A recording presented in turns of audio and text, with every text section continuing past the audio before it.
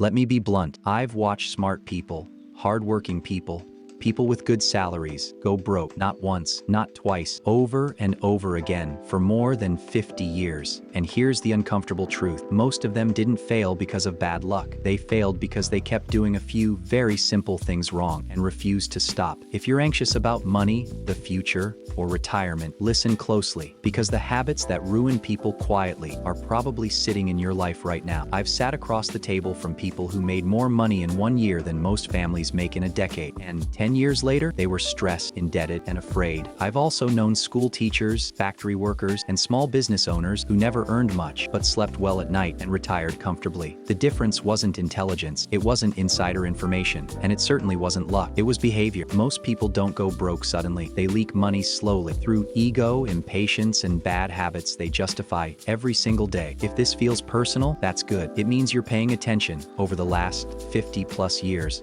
I've learned something very simple about money. You don't need to be brilliant. You don't need perfect timing. You just need to avoid a handful of stupid mistakes consistently. By the end of this video, you'll understand why most people struggle financially no matter how much they earn. And more importantly, what I did differently to avoid joining them. Lesson 1. I stopped trying to look rich. Let me start with the most obvious mistake. People spend money to impress people who don't care. I've seen executives drive luxury cars they couldn't afford, live in homes that owned them, and chase lifestyles that required constant stress just to maintain. I never cared about looking rich. I cared about being rich in time, freedom, and peace of mind. Here's the truth most people hate. Every dollar you spend to look successful is a dollar that could have made you successful. Practical takeaway. If it depreciates, feeds your ego, and delays your independence, think twice. Lesson 2. I learned that debt is a silent killer. Debt doesn't announce itself as danger. It whispers convenience. I watched people use debt to get ahead, only to realize later they were running on a treadmill they couldn't step off. High-interest debt, especially consumer debt, destroys flexibility. And flexibility is everything in life. When things go wrong, and they always do, debt removes your ability to breathe. Practical takeaway. If you don't need it to survive or grow long-term value, don't borrow for it. Lesson 3. I understood that time is the real currency. Most people obsess over money and ignore time. That's backwards. I started investing early, not because I knew everything, but because I respected compounding.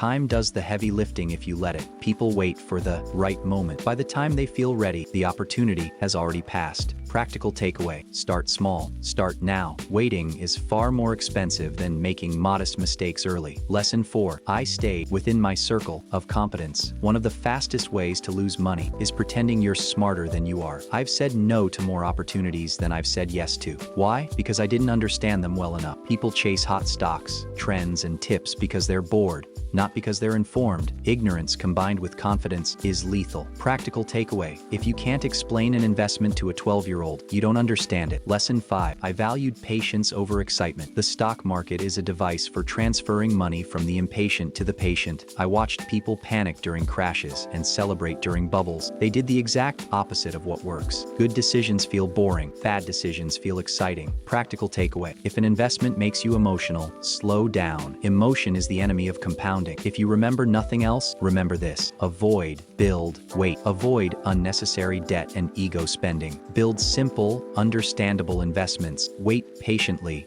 while time does the work. That's it. No magic, no shortcuts. I didn't get wealthy by being extraordinary. I got wealthy by being rational when others weren't. If you take anything from my experience, let it be this. You don't have to be perfect. You just have to stop sabotaging yourself.